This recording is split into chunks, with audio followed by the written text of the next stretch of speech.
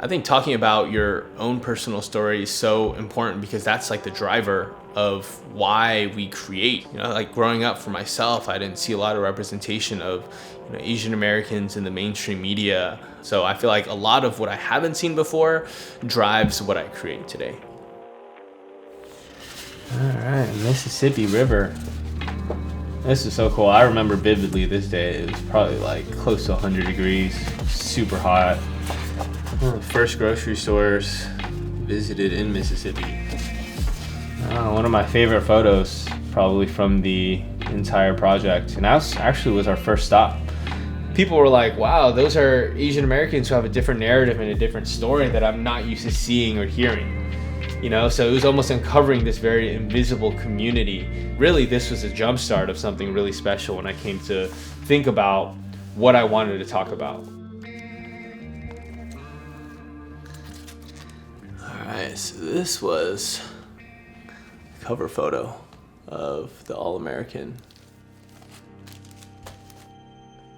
This project really started when I became much more curious about my Asian American identity. Started talking to more friends, being involved in more communities, talking to my parents more, reading a lot more books.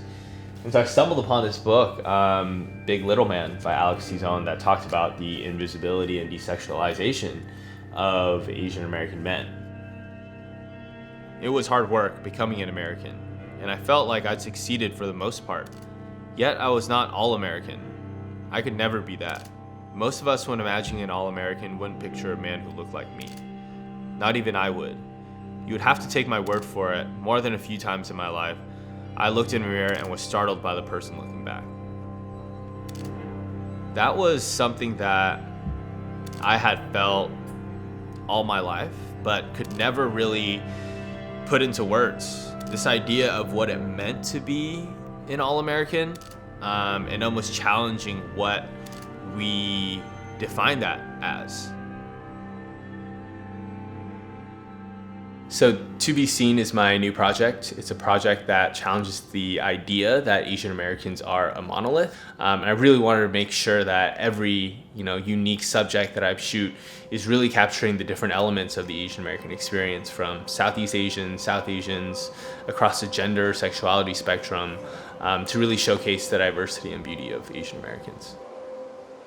During the shooting, Andrew was keep telling me that the strong postures, I think he wants his project to show that we are strong, we are independent, we're united.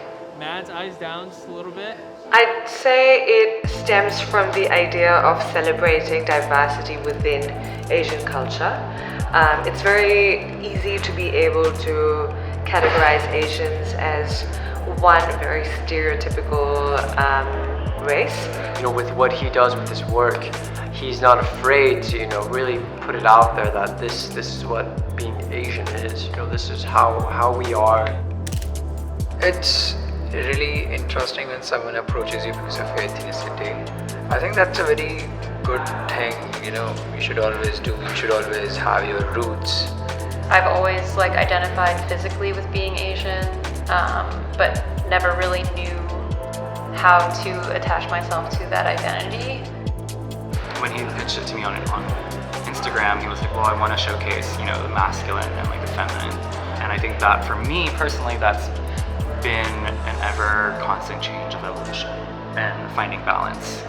I find myself on this journey of discovering more and more clues about, my direct lineage and how that affects me and where I'm going. I think for my personal projects, I feel like this is really a chance for me to fully express my visual language, my narrative, to really talk about the Asian American experience and Asian American identity in a way that hasn't been talked about in photography. Until then, I don't think, I feel like my mission isn't necessarily complete.